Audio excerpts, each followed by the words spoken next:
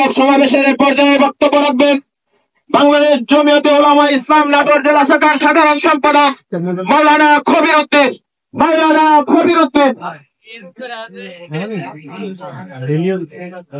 إن الحمد لله والصلاة والسلام على رسول الله أما بعد 17 বছর বয়সে মোহাম্মদ বিন কাসেম একটা চিঠির বিনিময়ে আমি মুসলিম ভাইদেরকে উদাত্ত আহ্বান জানাবো, ঘুম থেকে জাগ্রত হন, ঘুম থেকে জাগ্রত হন।